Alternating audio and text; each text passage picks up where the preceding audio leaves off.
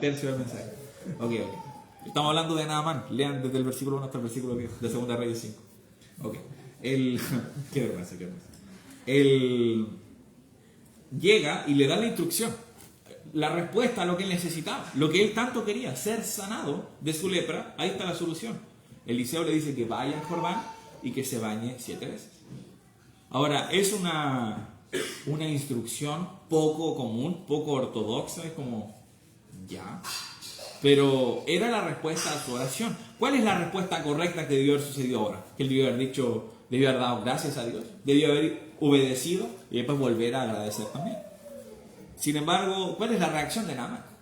Dice en el versículo 11, Naamán se fue enojado, diciendo, he aquí, yo decía para mí, saldrá él luego y estando en pie invocará el nombre de Jehová su Dios, alzará su mano, tocará el lugar y sanará la lepra. Entonces él estaba esperando una sanación, pero a su manera. Él decía, no, pero yo no me quiero bañar en el Jordán. Yo esperaba que tú te acercaras, que oraras a tu Dios, tocaras la herida y que yo me sanara. ¿Por qué me tengo que bañar en el Jordán? ¿Qué cosa más rara? ¿Sabes qué? Muchas veces obedecer a Dios requiere deshacerse del orgullo de creer que nosotros podemos tomar mejores decisiones que Él. Muchas veces nosotros vamos a pensar, no, pero mis métodos son mejores. Naamán dijo, ¿cómo? Pero yo pensé que ibas a hacer otra cosa. De hecho, en el 12 dice, Abana y Farfar, ríos de Damasco, ¿no son mejores que todas las aguas de Israel? Si me lavara en ellos, ¿no seré también limpio? Y se volvió y se fue enojado. Entonces él pensó, pero en Siria también tenemos ríos. ¿Por qué me tengo que bañar en el Jordán? ¿Qué tiene de especial el Jordán que no lo tienen los otros ríos de Damasco? ¿Por qué estas aguas? En su cabeza no hacía sentido la instrucción de Dios. Y ¿sabes qué? Muchas veces así es. Muchas veces así son las instrucciones de Dios.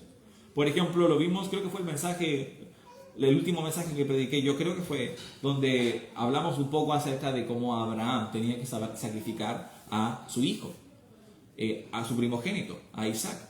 Y después Dios le da la instrucción y le dice, en el monte donde yo te diré.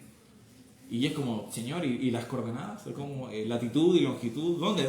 ¿En qué parte? ¿Cuántos grados? ¿Cuántos minutos? ¿En qué posición exacta? ¿En qué monte? ¿El Macay, el divisadero? ¿En qué parte? No, donde yo te diré. Muchas veces Dios no nos da todos los detalles y no tiene por qué hacerlo. Eso es uno de los primeros errores. Nosotros pensamos de que Dios nos debe dar explicaciones de todo. No, Dios no nos debe nada. Incluida, y dentro de esa frase que Dios no nos debe nada, incluida están las explicaciones. Nosotros no somos nadie para preguntarle a Dios por qué hace las cosas. Yo no sé si tú has visto, y si me puedes acompañar al libro de Job. Job capítulo, creo que es el capítulo 38, por favor.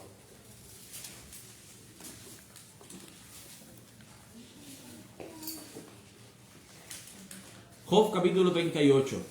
Nosotros hasta el capítulo 38 tenemos las preguntas que hace Job. Y sabes que Dios es bueno y Dios permite que en momentos de debilidad nosotros seamos honestos con Él. Y cuando no tenemos dudas acerca de cosas, podamos preguntarlas. Sin embargo, mira la respuesta que Dios da a las preguntas de Job. En el versículo 1 del capítulo 38, dice, entonces respondió Jehová a Job desde un torbellino y dijo, ¿quién es ese que oscurece el consejo con palabras sin sabiduría? Ahora ciñe como varón tus lomos, yo te preguntaré y tú me contestarás. A mí me gusta como que prepárate, ciñe como varón tus lomos, es como decir, apriétate el cinturón porque allá voy, dice.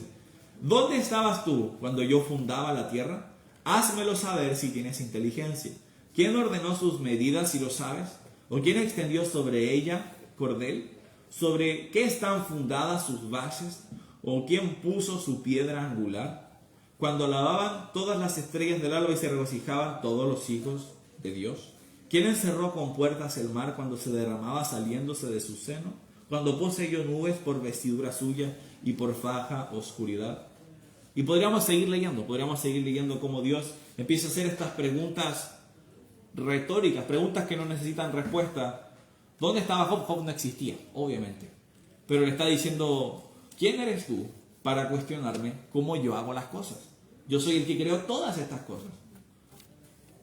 Y creo que lo mencionaba también hace no mucho, porque hermano Nelson habló mal de las hormigas. No habló mal de las hormigas, pero mencionó algo de las hormigas y yo mencionaba de que me han salido muchos documentales y pensaba en cuán inteligente era el diseño de nuestro creador, el diseño de Dios.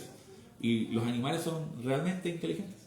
Mostraba, por ejemplo, algunos acerca de ciertas mantis religiosas y cómo son capaces de camuflarse para parecer pétalos de flores. Y entonces cuando se acerca un insecto porque aparte pueden emitir una especie de sustancia similar al polen. Entonces se acercan los insectos y las mantis se lo comen. Lo encuentro de verdad genial. Y después, también otro, por ejemplo, de una oruga que cuando estaba en las hojas podía imitar a una serpiente. Entonces cuando aparecían los pájaros para comerse a la oruga pensaban que era una serpiente. Yo de verdad que decía, de verdad que es sorprendente. Pero ¿quién hizo todas esas cosas? Dios. Dios fue el que creó todas esas cosas. Quizás tú dices, nunca me hubiera esperado ni me hubiera imaginado que una oruga podía imitar a una serpiente para alejar a un predador. Bueno, Dios sí, Dios lo ideó. Dios es el que creó todas estas cosas. Por eso nosotros, él luego dice, ¿quién eres tú para preguntarme estas cosas? Es una mala concepción de mi posición a la hora de tomar las decisiones el pensar de que Dios me debe la respuesta de algo. ¿Sabes qué? Si tú eres el jefe en una empresa y luego ocurre algo que no sabes por qué sucedió o hay alguna ambigüedad, tus trabajadores te den respuesta, sí. Pero en esta relación que tienes con Dios, tú no eres el jefe. Dios no te debe la respuesta de nada, ni te debe las explicaciones de nada. De hecho, con la información que Dios nos ha dado, es más que suficiente. Por ejemplo, nosotros vemos en Romanos capítulo 8 que a los que aman a Dios, todas las cosas les ayudan a bien. ¿Sabes qué? Con eso te debería bastar y sobrar. Ahora, Dios entiende que nuestros corazones muchas veces nos juegan una mala pasada. Y nuestras emociones, a veces nos volvemos un poco ansiosos. Sin embargo, Dios no nos debe la respuesta ni la justificación de nada. De hecho, la respuesta que le dan los siervos de Naamán, si volvemos a 2 de Reyes 5, dice: mas sus criados se le acercaron, en el versículo 13, y le hablaron diciendo: Padre mío, si el profeta te mandara alguna cosa, ¿no la harías? ¿Cuánto más diciendo: lávate y serás limpio? Lógico. Él vino porque escuchó que este profeta podía sanar. Le dice: si el profeta te está diciendo que te bañes y vas a ser limpio de la lepra que te ha estado molestando y arruinando la vida, ¿cómo no lo vas a hacer? Algo muy bueno que nosotros podemos ver es que a pesar de nuestra actitud, cuando nosotros obedecemos lo que Dios dice como corresponde, Dios cumple. Mira lo que sucede, dice en el 14, entonces él descendió y se zambulló 7 veces en el Jordán, conforme a la palabra del varón de Dios, y su carne se volvió como la carne de un niño y quedó limpio. En nuestra congregación hay hartos bebés. Por ahí está el Daniel, por ahí está el Elías. La Elías justo hoy día no anda por acá. Hay muchos niños, muchos bebés. Y si has tenido la posibilidad de cargar a alguno de ellos, te vas a dar cuenta de que su piel es suave, muy suave. Mi piel, no tanto. Mi piel, yo ya estoy viejito. El Antu, creo que el Antu todavía tiene piel de bebé, quizás, no sé. Probablemente las rodillas no, porque de tanto jugar. No, ya no tiene. Okay. Cuando tú tocas la piel de un bebé, es suave, es agradable. Pero cuando tú tocas la piel de un hombre adulto, no, porque tiene muchos años, porque a veces ocurren condiciones a la piel. Entonces, y no hay nada raro en eso. Pero ahora nos dice que su piel era tan suave como la de quiero leer la palabra exacta, no sé si dice niño o muchacho, niño, la carne de un niño, y quedó limpio. Esa fue la palabra que se utilizó para explicar su piel. Así de suave había quedado, y estamos hablando del mejor tratamiento para la piel rejuvenecedor que se te pueda ocurrir, porque es el milagro de sanar una piel enferma con la lepra que solo Dios puede hacer. Y Dios aquí no dice: no, te enojaste, no lo voy a cumplir. No, Dios cumplió. El profeta dijo esto, obviamente es una instrucción que venía de parte de Dios, y él, aunque a regañadientes, refunfuñando, haciendo una maña, hace caso. Dios cumple, porque obedeció y Dios nunca defrauda con sus promesas. Él es el que sana y Él es el que hace el bien. Vamos al Salmo 103, quiero leer un versículo que habla acerca de eso. Reconocer esto de Dios es muy, muy importante. Salmo 103, el versículo 2 y el versículo 3. Los habíamos leído hace poco, ya que hablamos de la gratitud, pero no hace mal leerlo de nuevo. Dice el versículo 2 del Salmo 103: bendice, alma mía, a Jehová, y no olvides ninguno de sus beneficios. Él es quien perdona todas tus iniquidades, el que sana todas tus dolencias. Él es el que sana. De nuevo, doy gracias a Dios de que vivimos en un país donde tenemos acceso a la salud. Sin embargo, si alguien es sanado de algo, es gracias a que Dios así lo quiso. Él tiene el poder de sanar, Él tiene el poder de permitir lo que nosotros queremos. A veces su respuesta también es no. Eso también es cierto, lo vemos cuando Pablo dijo que le quitara ese aguijón de la carne, que le dijo Dios, bástate mi gracia. Entonces Dios puede responder muchas veces con el no, pero debemos acudir a Él y Él responde al mensaje de nuestra oración. Él obedeció, Naamán obedeció y fue sanado. Ahora, este capítulo tiene una especie de contraste en sí mismo, porque vemos a alguien, que es Naamán, que obedece a Dios y obtiene la recompensa, la sanidad. Y ahora vamos a seguir leyendo y vamos a ver a otro personaje que decide hacer las cosas de la manera chueca, de la manera deshonesta, de la manera pecaminosa. Y de hecho es castigado por eso. Trata de obtener las cosas que quiere de maneras deshonestas y poco transparentes. Y Dios le castiga. Vamos a seguir leyendo en el versículo 15. Dice, volvió el varón de Dios, él y toda su compañía, y se puso delante de él. Y dijo, he aquí ahora conozco que no hay Dios en toda la tierra, sino en Israel. Te ruego que recibas algún presente de tu siervo. Yo creo que ese es el milagro más grande. No que se haya sanado, sino que él ahora, un pagano, que después vamos a ver que venía de una nación pagana que adoraba a dioses falsos. Ahora él reconocía, no hay otro Dios, sino solo Jehová. No hay otro Dios que tenga poder para sanar como él. Después dice en el 16, mas él dijo, vive Jehová en cuya presencia estoy, que no lo aceptaré. Y le instaba que aceptara alguna cosa, pero él no quiso. No nos dice por qué no acepta. Si me preguntas por qué, yo creo que es para que Naamán entendiera que la sanidad no era algo que hizo Eliseo, era algo que hizo Dios. Quien merecía ser agradecido, quien merecía los regalos, quien merecía la gratitud, no era Eliseo. Eliseo era solo el medio por el que Dios le dio las instrucciones. Es Dios quien merece la gratitud. Y es entonces que rechaza el regalo. Que le dice, no, yo no merezco esto. Ahora, no lo dice, pero imagínense, ocupen su imaginación. Yo no merezco esto. Es Dios quien te sanó, es Jehová quien te sanó. Y él es capaz de entender, no hay otro Dios fuera de Israel. Dice en el 17 Naamán, te ruego pues, de esta tierra no se dará a tu siervo la carga de un par de mulas, porque de aquí en adelante tu siervo no sacrificará holocausto ni ofrecerá sacrificio a otros dioses, sino a Jehová.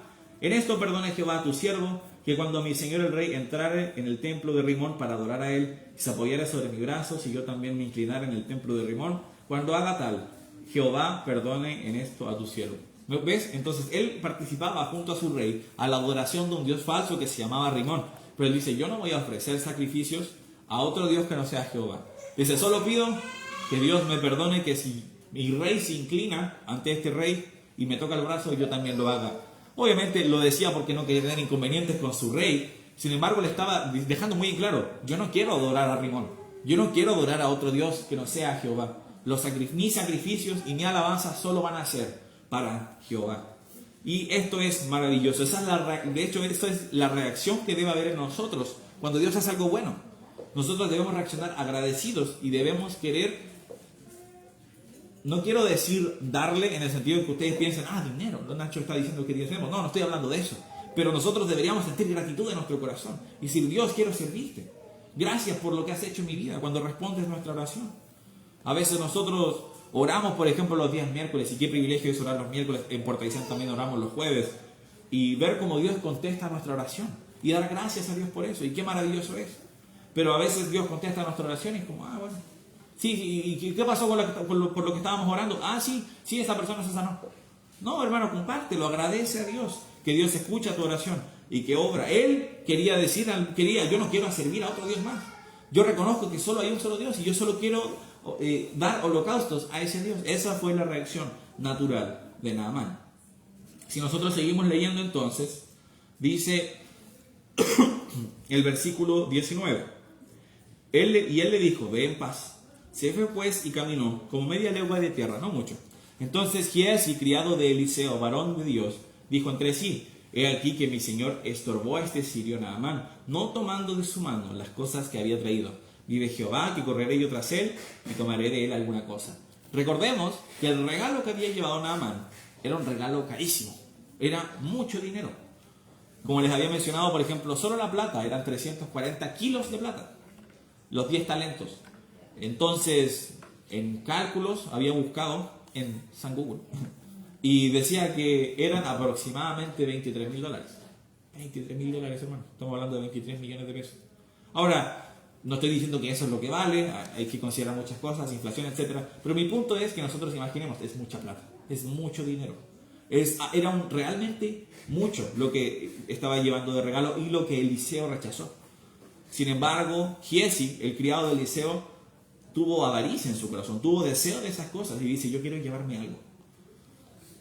Hermanos, la avaricia es peligrosa, la Biblia lo trata como un pecado y a veces sucede con pecados como ese, que nosotros los minimizamos porque quizás no afectan de manera tan directa o no son tan gráficos o tan visuales como otros pecados como podría ser el asesinato. Yo creo que aquí nadie diría que el asesinato es bueno. Sin embargo, cuando nosotros tenemos avaricia en nuestra vida, muchas veces la miramos en menos. Pero la avaricia es algo muy grave.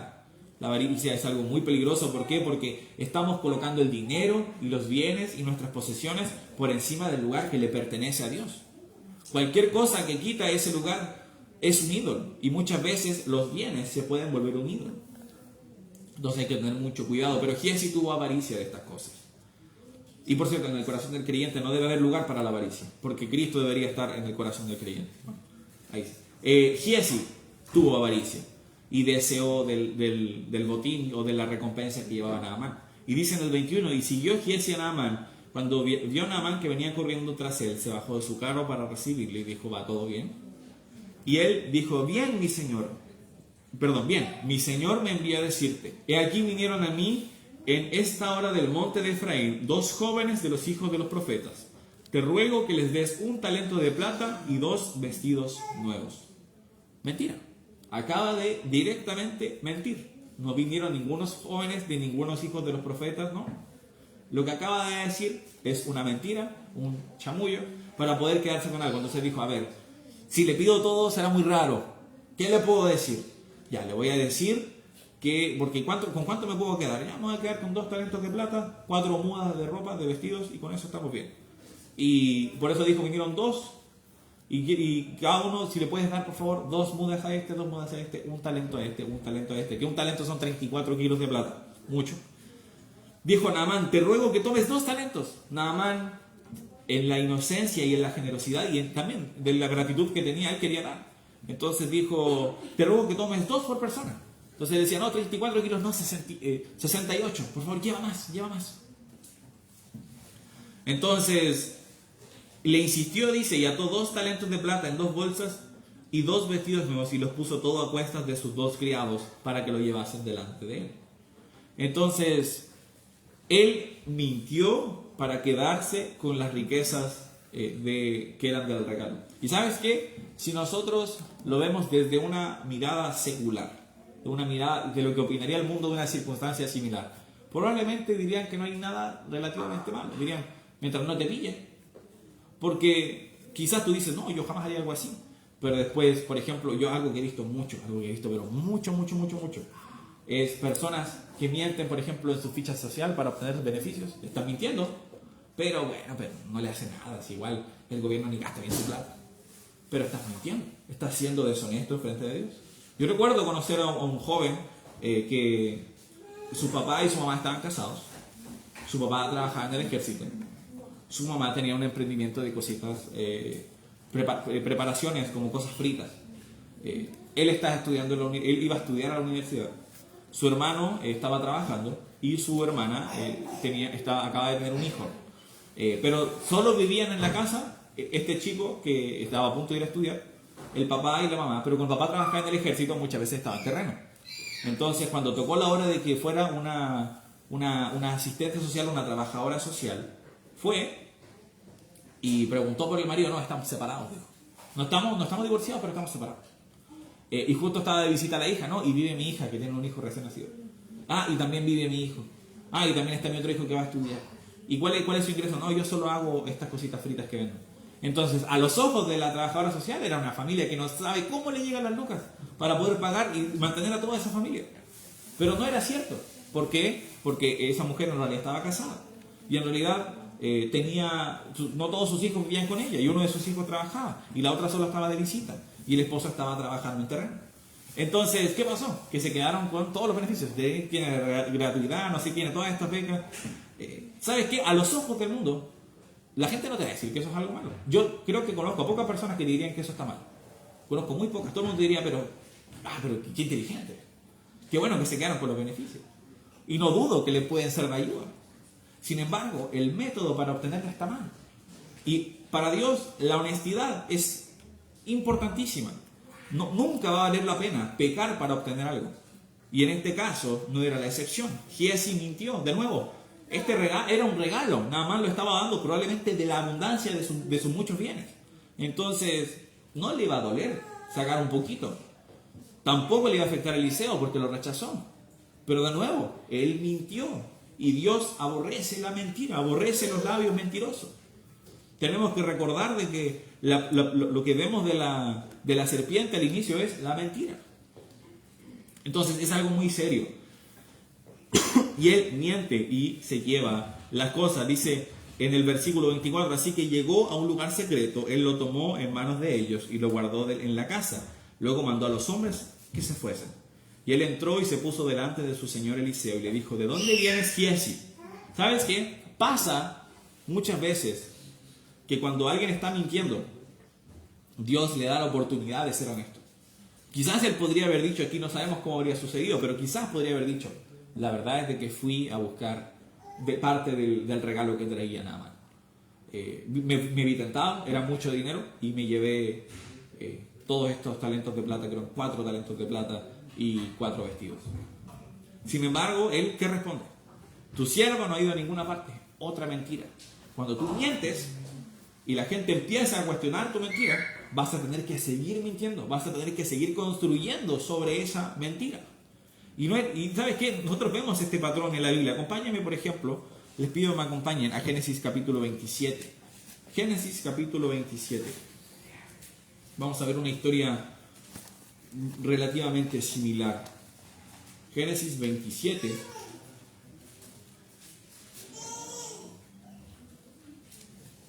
Y vamos a leer desde el versículo 1 en adelante. No sé si recordarás, pero en esta época normalmente lo que sucedía era que el patriarca, el jefe del hogar, bendecía al primogénito. El primogénito era quien recibía la mayor bendición de su padre, el primer hijo nacido. Y aquí estamos viendo que Isaac ya está viejito, tan viejito que no puede ver. Y como contexto aquí también sucede de que Esaú, quien es su hijo mayor, despreció los beneficios de la primogenitura.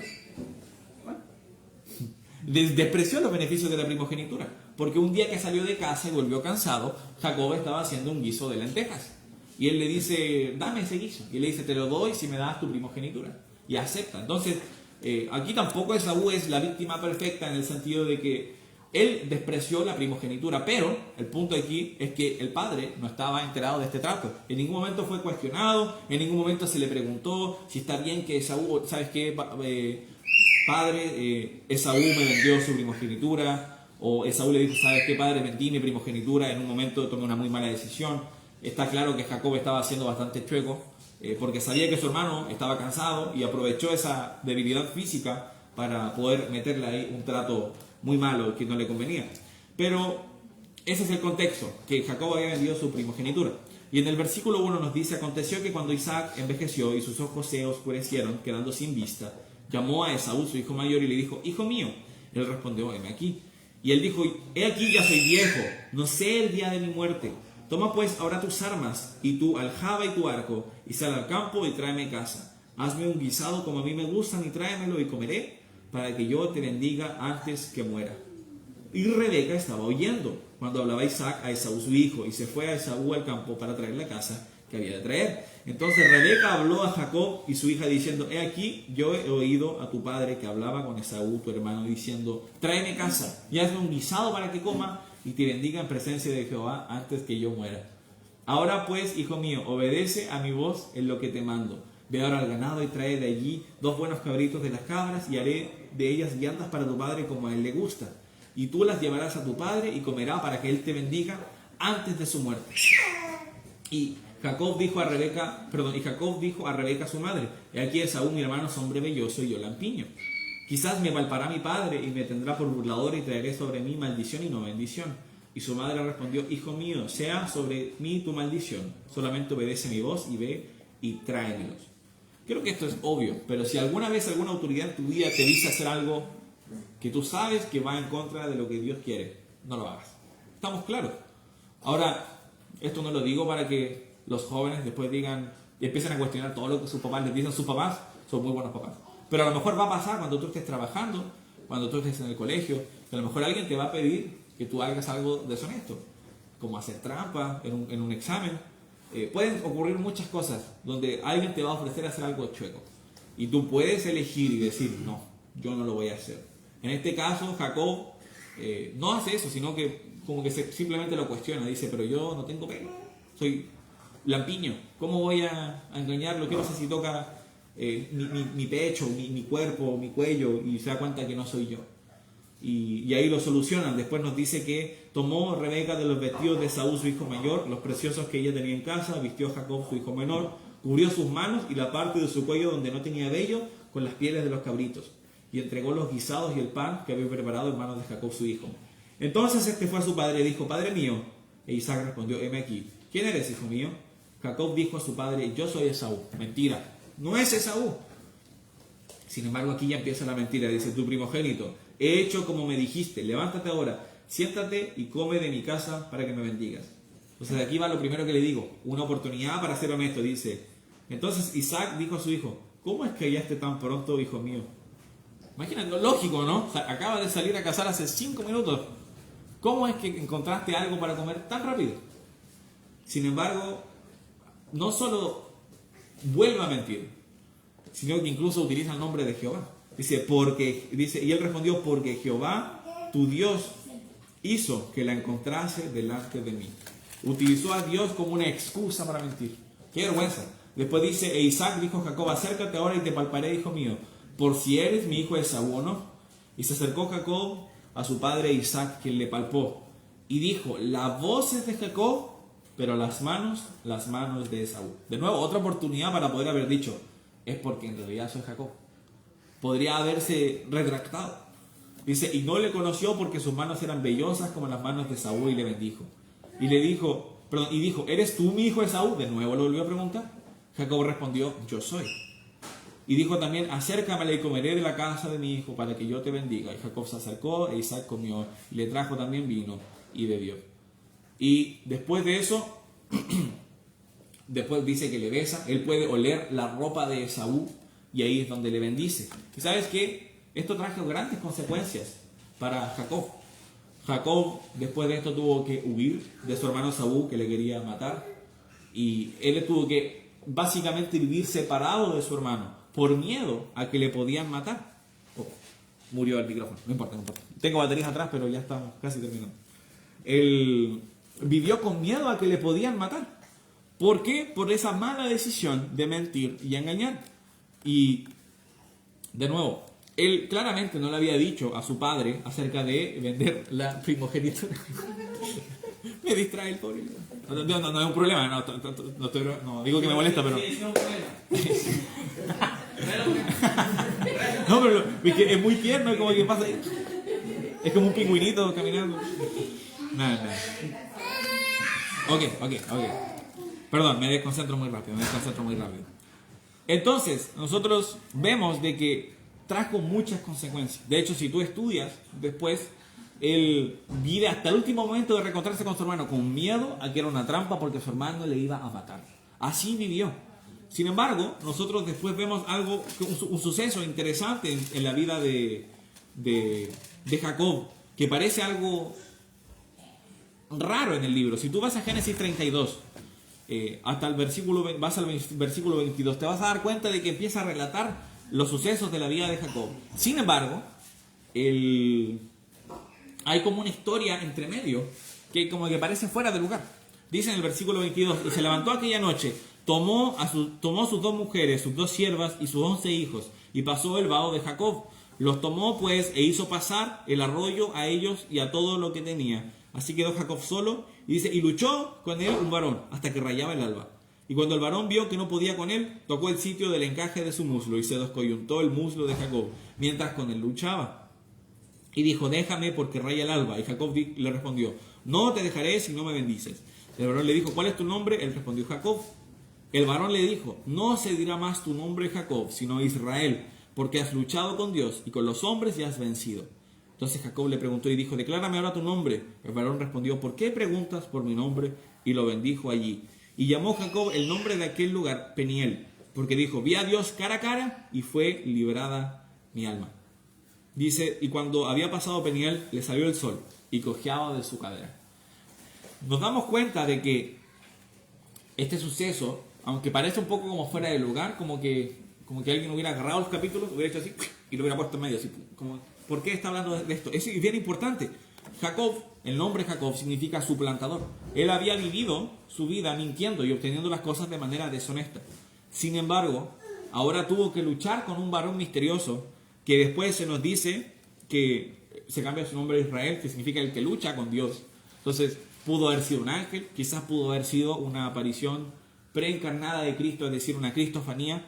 No sabemos, lo que sabemos es de que sin duda era Dios quien quería que peleara con él. Es decir, Dios quería enfrentarse a Jacob para que él tuviera que luchar por la bendición. Había tenido que mentir antes, él mintió y fue deshonesto para obtener lo que tenía. Sin embargo, ahora tuvo que luchar para obtenerlo. Y ahora su manera de caminar tenía que ser diferente. Tenía que andar no engañando, no tramando cosas, sino tenía que estar acudiendo y dependiendo de Dios. De hecho, de manera simbólica y de manera física, él ahora caminaba diferente, porque ahora estaba cojo. Pero también porque ahora entendía de que ya no era el suplantador, sino era aquel que había podido obtener la bendición de Dios luchando de manera legítima. Nosotros vemos esto y eso es lo que Dios quiere de nosotros. No que nosotros estemos buscando el camino fácil, los atajos, las cosas deshonestas, las cosas poco transparentes. No debemos buscar esas maneras para enriquecernos o para obtener las cosas que queremos. Dios quiere que hagamos las cosas conforme a sus métodos, aunque sea más difícil, aunque no sea lo más popular, aunque sea lo más ilógico a nuestros ojos. Los métodos de Dios siempre son mejores. Si me acompañas a Segundo de Reyes, vamos a ver cómo termina la historia de este siervo, Giezi. Dice en el versículo 26, después de haberle dicho a Eliseo que no había ido a ninguna parte, lo que era una mentira, dice en el 26, él entonces le dijo, ¿no estaba también allí mi corazón cuando el hombre volvió de su carro a recibirte? Es tiempo de tomar plata y de tomar vestidos, olivares, viñas, ovejas, bueyes, siervos y siervas. Por tanto, la lepra de Naamán se te pegará a ti y a tu descendencia para siempre. Y salió de delante del leproso, blanco como la nieve. ¿Qué desenlace más triste? Él trató de obtener las cosas de manera deshonesta o la manera fácil. Como les mencionaba, quizás la gente del mundo de hoy diría que no hizo nada malo. Pero si Naamán no iba a echar de menos ese regalo, ¿qué le afectaba que se quedara un poquito? Pero los métodos importan. El pecado para Dios es un tema serio. Y que él haya mentido para obtenerlo para Dios no era algo que iba a dejar pasar. Ahora, la lepra que había tenido Naamán y que Dios había limpiado, la tenía Giezi. Y no solo él, dice, para ti y tu descendencia para siempre. Condenó a su descendencia completa por un error. ¿Sabes qué? La mentira es así de peligrosa. Cuando tú y yo queremos obtener cosas de manera deshonesta, las consecuencias pueden ser así. Y muchas veces nosotros no dimensionamos ni pensamos las consecuencias de nuestras acciones cuando las hacemos. Nadie que está robando una casa está pensando, ¿qué ganas tengo de estar en la cárcel 15 años? Nadie piensa eso. Pero ¿sabes qué? Si pensáramos en nosotros las consecuencias antes de tomar estas malas decisiones, probablemente nos iría mucho mejor. Considera que Dios es bueno, que es misericordioso y que escucha tu oración, pero que Dios es justo y que Él juzga el pecado. Por lo que nuestras acciones pueden tener muy malas consecuencias si no consideramos lo que Dios ha dicho. Dios quiere responder nuestra oración. Dios quiere que disfrutemos de sus bendiciones, pero debemos acercarnos a Él y andar obedeciendo con lo que su palabra dice. Porque si tratamos de resolver nuestros problemas, de obtener lo que queremos de Dios de manera ilegítima, vamos a terminar como Giezi, vamos a terminar como Jacob, lamentándonos por muchos años las malas decisiones que tomamos. Esto es muy importante porque desde temprana edad estas cosas se pueden ver. Obviamente, si un niño a lo mejor miente por haber sacado una galleta cuando no tenía que haberla sacado, sabe que quizás las consecuencias físicas de eso, las consecuencias no van a ser tan graves. ¿Qué pasa si se come una galleta y no le dice a la mamá? Probablemente la casa no va a explotar, no se va a morir la mamá porque se come la galleta, pero vas a generar en él un hábito para que luego, 30 años en el futuro, esté robando una casa o asaltando a una persona. Entonces, esas pequeñas decisiones sí importan. Y para Dios, la mentira y ese pecado no es un tema liviano, es un tema serio. Por lo que nosotros debemos considerar cuando nosotros estamos en necesidad, cuando nosotros necesitamos ayuda, cuando nosotros queremos algo. ¿Cómo nos estamos acercando a ese algo? ¿Estamos acudiendo a Dios? ¿Estamos acudiendo a oración? ¿Estamos tratando de hacerlo por nuestros propios medios? Y después, ¿estamos haciendo los métodos correctos? ¿Estamos acercándonos a estas cosas de manera legítima? ¿O estamos haciendo cosas chuecas? ¿Estamos haciendo cosas poco honestas? ¿Estamos haciendo algo que sabemos? Que si Dios escuchara, si mi pastor escuchara, si mi cónyuge escuchara, si mi padre escuchara, si mi madre escuchara, se enojarían, les daría vergüenza. No debemos hacer eso. No esperemos a que estemos como Giesi o como Jacob sufriendo las consecuencias, sino que aprendamos de ellos y acerquémonos a Dios con confianza. Vamos a cerrar los ojos y vamos a orar. Padre Celestial, yo doy muchas gracias por cuán bueno eres. Señor, yo quiero pedirte de que generes en nosotros un corazón que depende al 100% de ti. Queremos entender que tú puedes suplir nuestras necesidades, pero que son tus métodos los que nosotros debemos seguir. No queremos apoyarnos en nuestra propia prudencia, no confiar en nuestro criterio. Queremos reconocerte en nuestros caminos, que nosotros podamos entender lo que tú deseas para nosotros y poder seguirlo. Y tu palabra dice que tú enderezarás nuestras veredas. Señor, queremos caminar en estas veredas rectas que tienes preparadas para nosotros. Y a veces no son las veredas más fáciles, tampoco quiere decir que van a ser las cosas más agradables ni las más populares, pero caminar en rectitud siempre es mejor que pecar. Yo doy gracias por esta enseñanza que encontramos en tu palabra y te pido que podamos aplicarla a nuestras vidas. En el nombre de tu Hijo Jesús. Amén.